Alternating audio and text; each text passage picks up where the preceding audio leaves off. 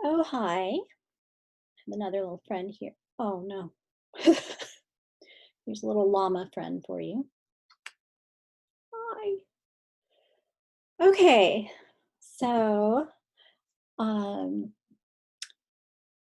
I put a couple of videos, I think, last week about literary criticism. And I wanted to kind of give you that as a primer, I guess, for this. So you would have some idea of what I'm talking about because this is kind of foreign to a lot of students. Um, so I'm going to share with you.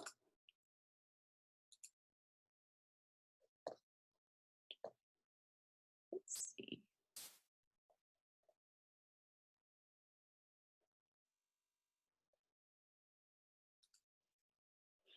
Okay, so here we're talking about literary criticism. So anytime we're talking about literary criticism, that is talking about using critical approaches.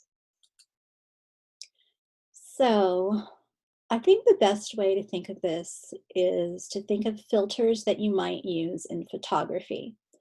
So in this picture, it's all one photograph, um, but if you look, this one looks a little bit different, this one looks a little different, and this one looks a little different, right? So when we're using critical approaches, we're basically choosing one of these filters and looking at the literary work through it.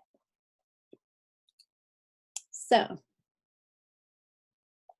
first thing I want you to remember is that the reader is the one who uses the approach, the critical approach, not the writer. So when you read a literary text, the author's job is already done, right? They've finished writing it, it's been published, and now you're reading it.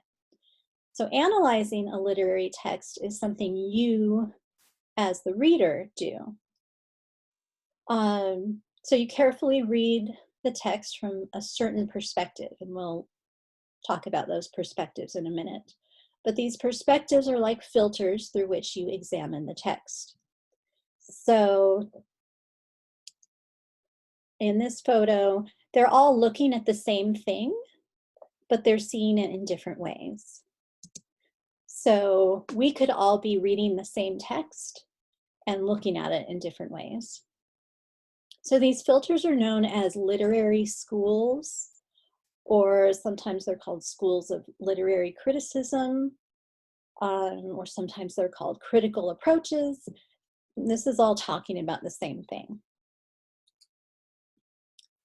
So you will never say or write, the writer uses feminist theory to, because remember I said, the writer's done. It's not up to the writer anymore. Now it's the reader who's doing the work. So rather than say the writer uses feminist theory, you're not going to say that because the writer hasn't. You're going to say something like, we can analyze this work using feminist theory. Or the story is perhaps best interpreted using Marxist theory. Or through a psychoanalytic approach, we see that whatever. So in all three of those, it's the reader who's using the approach. Okay, so our book talks about several contemporary schools of criticism. I'm just going to focus on a few, I think. Whoops, no. Okay, 7 of them, and there are more, but we won't get too deep into those. But one is new criticism, and that is focusing on the text itself. So it's not focusing on the writer, not on the reader. We're looking at the words that the author uses. So we're not focusing on the historical period of a story or a poem. We're not focusing on the author's life. We're not concerned with issues of class or gender or sexuality or anything else, and so on. We're just looking at the text. Feminist criticism. This is probably the easiest one to understand and use. That and the next one. But feminist criticism focuses on issues of gender. It is a perspective that starts with the idea that society is traditionally a patriarchy that lessens or removes the role and contribution of of women. Psychoanalytic criticism focuses on issues of psychology. So this is like Sigmund Freud interpreting a dream, but the reader is interpreting a text and seeing what might be behind the symbols in it, or really even saying this is a symbol when maybe nobody else has seen it as a symbol, and then you explain it. Okay, Marxist criticism. This is focusing on, and this is from the theories of Karl Marx, focuses on social class and the disparities between classes regarding money, power, influence, values, and so on. So anytime that we're talking about class struggles in a work, that's what we're using, Marxist criticism. Reader response criticism is just what it sounds like. It focuses on why readers have certain responses to a work. So here we're seeing the text as an event that occurs for each reader. And that reader can be an individual or a group of people or a whole society. So the reader can differ, but the idea is we're focusing on the reader's response. Then new historicism, you see the word history in there, focuses on the role history plays in a text. So when was this written? What was going on in the world at the time? The context in which a work was written is seen as really important. And then one more, queer theory focuses on issues of sexuality, and it challenges heteronormativity, which is the idea that heterosexuality is the only acceptable expression of sexuality. All right. So let's try it. So we're going to put on our feminist colored glasses or use a feminist filter and think about a story you might recall from childhood, Little Red Riding Hood. And some of you for your first essay wrote about the Little Red Riding Hood story that's in our book, and it's very different than what we're going to look at. You might pay attention, since we're using a feminist approach, you might pay attention to the interaction between males and females in the text, whether one gender is more powerful than the other, whether the author seems to favor one gender over the other, and so on, issues like that. Okay, so Little Red Riding Hood, you know this story. Little Red Riding Hood's mother gave her a basket of goodies and told her to take the goodies to Grandma, who was sick in bed.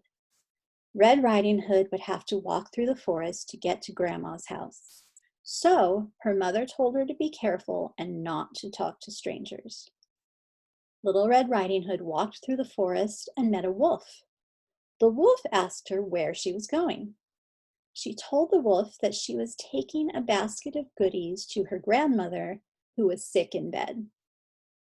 The wolf ran ahead of Red Riding Hood and found Grandma's house, where he swallowed Grandma. He put on some of Grandma's clothes and lay in bed pretending to be Grandma. Red Riding Hood arrived and saw who she thought was Grandma lying in bed. But she noticed that Grandma looked a little different. "What big eyes you have, Grandma," she said. "The better to see you with, my dear," said the wolf, imitating Grandma's voice. "What big ears you have, Grandma," she said. "The better to hear you with, my dear," said the wolf. "And what big teeth you have, Grandma," she said. "The better to eat you with, my dear," said the wolf, and he swallowed Red Riding Hood. A hunter happened to be passing by the cottage and saw the wolf swallow Red Riding Hood. He ran in and sliced open the wolf. Little Red Riding Hood and Grandma jumped out of the wolf's stomach and thanked the hunter for saving them. They all ate the basket of goodies together. The end. Okay, so remember that we were using a feminist approach. So I would read through the story and I would maybe do some free writing about how males and females interact here. And then this is an example of a thesis statement I might come up with using a feminist approach. When examined using a feminist approach, Little Red Riding Hood paints a grim picture of what it means to be female in its fairy tale world. Women are punished for being women. Even when it seems that the females triumph at the end, we realize that in making their savior the masculine hunter, the story reinforces the tired assumption that women are the weaker sex. So, and notice I'm calling it a thesis statement, but it's actually 2 sentences, and that's okay. If you are writing your thesis and it just keeps going on and on, it's okay to split it into 2 consecutive sentences, which is what I did here. Okay, so make sure that you've read the section in your Making Literature Matter book.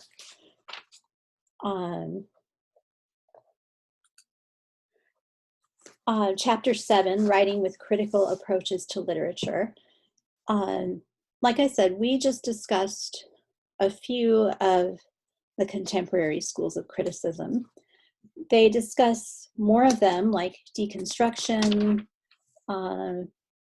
post-colonial criticism, object-oriented criticism, cognitive criticism, affective criticism, and performance-oriented criticism, and rhetorical criticism.